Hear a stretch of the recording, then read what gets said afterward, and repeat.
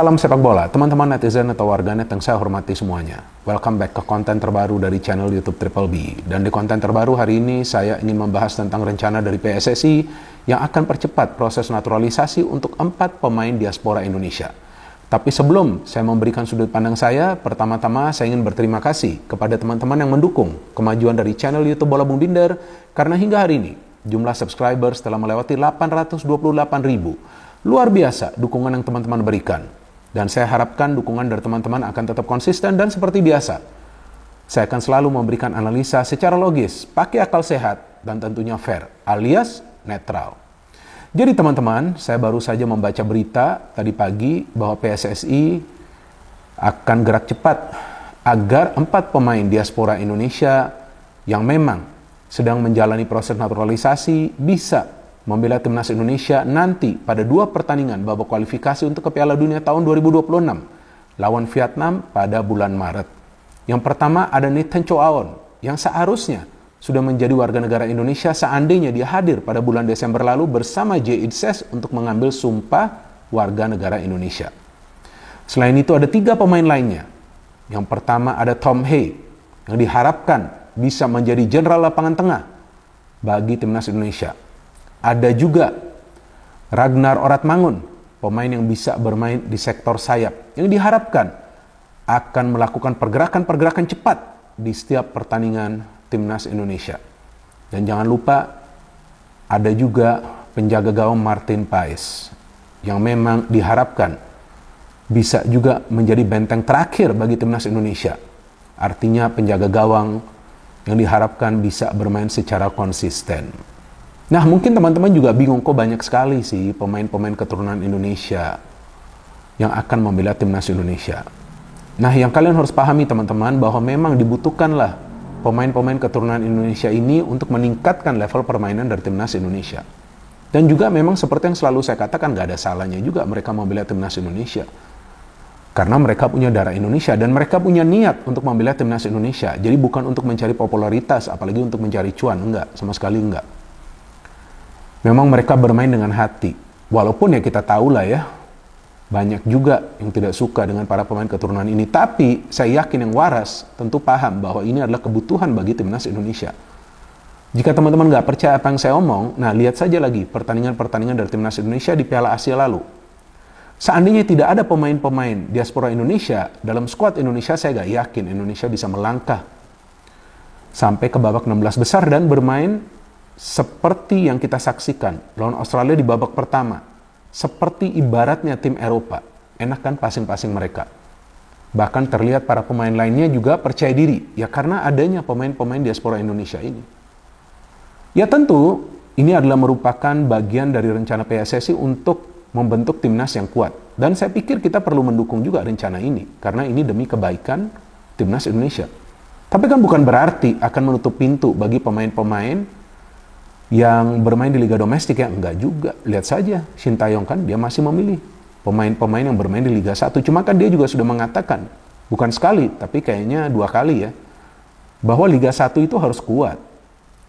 Jadi dia bisa memilih banyak pemain dari Liga 1. Tapi kan karena sekarang pilihannya terbatas kan, ya gak gampang juga bagi Shin Tae-yong. Walaupun dia membawa Indonesia lolos ke Piala Asia tanpa adanya pemain diaspora Indonesia, hanya ada Mark Klok yang kita tahu adalah pemain naturalisasi ya, karena sudah lama bermain di Indonesia kan. Nah tapi ya intinya jika pemain-pemain diaspora Indonesia ini sudah bisa menyatu teman-teman, saya yakin timnas Indonesia akan menjadi kekuatan yang disegani. Nah selain itu juga mungkin teman-teman bingung, kok banyak sekali ya pemain-pemain yang akan bermain di lini pertahanan. Karena kan selain adanya Sandy Walsh, Jordi Amat, Elkan Bagot, nanti akan ada juga J.Id. Ses ya, ada juga sebelumnya Shane Patinama ya. Terus ada J.Id. Ses, ada juga Nathan Chow Aon. Ya karena memang salah satu kelemahan dari timnas Indonesia itu berada di lini pertahanan, apalagi ketika menghadapi set piece atau tendangan bebas atau corner dari para pemain tim lawan kan. Itu lawan Australia kan golnya tuh seperti apa tuh, dari set piece juga kan. Kita tahu kan itu salah satu kelemahan dari timnas Indonesia ketika ada umpan-umpan lambung, umpan-umpan silang yang masuk, sering kalah kan dalam heading, dalam melakukan duel. Maka itu yang dipilih lebih banyak adalah pemain-pemain yang memang bisa bermain di lini pertahanan. Dan mungkin juga memang opsinya atau pilihannya untuk memilih pemain keturunan Indonesia di lini depan memang belum ada. Maka itu yang sekarang kita lihat hanya Rafael Struijk. Tapi Rafael Struijk ini juga kan adalah pemain yang biasa pergerakannya fleksibel kan. Dia bukan target man yang mencari ruang, tapi dia juga pemain yang biasa ikut terlibat dalam proses membangun serangan. Bahkan kadang-kadang dia ikut bergerak dari sektor sayap.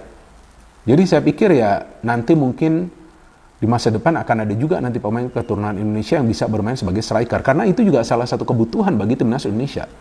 Tapi poinnya adalah bahwa pemain-pemain diaspora Indonesia ini tentu punya tekad yang kuat untuk membuat timnas Indonesia menjadi tim yang disegani bukan saja di level ASEAN, tapi di level Asia.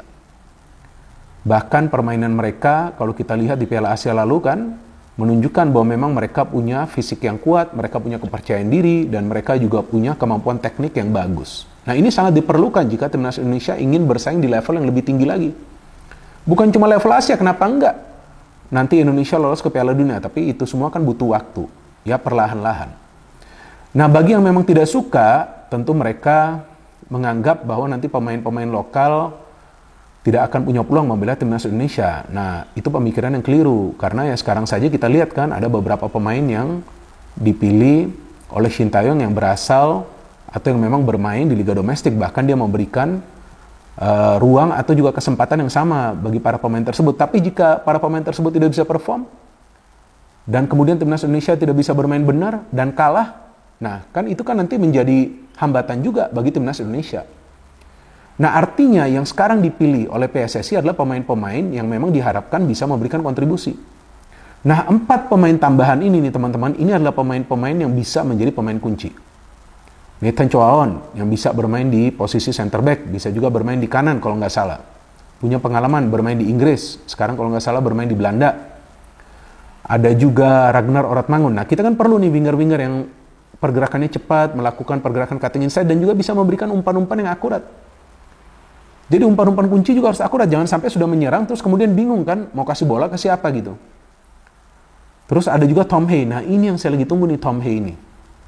Sebelumnya saya pernah menjelaskan kepada teman-teman kan bahwa Justin Hubner ini adalah pemain yang bisa memberikan kontribusi yang besar bagi timnas Indonesia, dan betul kan, lihat saja di Piala Asia, saya sih menilai bahwa Justin Hubner adalah pemain terbaik bagi Indonesia selain Marcelino Ferdinand. Tapi Justin ini mainnya gila, keras banget dia, dan dia memang terlihat lebih efektif ketika dia bermain dekat ke lini pertahanan. Tapi ketika mau maju dia juga kuat, distribusi bolanya juga bagus, shootingnya juga bagus dari luar kotak penalti, padahal dia masih muda loh.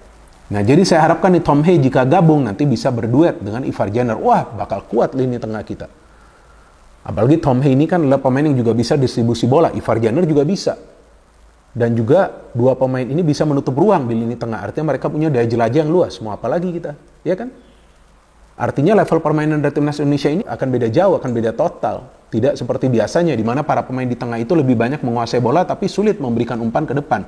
Yang kita butuhkan pemain-pemain yang bisa berpikir secara cepat, mengambil keputusan pada timing yang tepat, dan juga memberikan operan-operan ke depan yang akurat, terutama dari lini tengah. Jadi tidak terfokus hanya bermain dari sayap. Kemudian ada juga, kita tahu Martin Paes ya.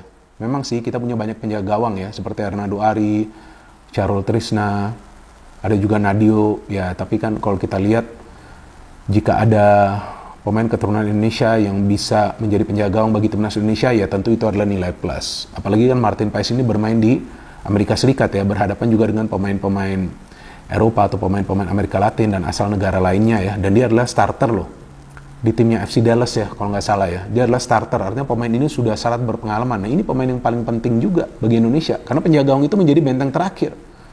Kalau memang pertahanan sering ditembus, ya penjaga gawang itu harus menjadi last line of defense. Jadi memang dia menjadi pemain terakhir yang harus bisa menggagalkan upaya dari para pemain tim lawan. Dan juga kita tahu sebagai penjaga gawang yang punya postur yang cukup tinggi, dia akan bisa memenangkan duel-duel di udara. Dia akan bisa lebih banyak menepis crossing-crossing yang masuk.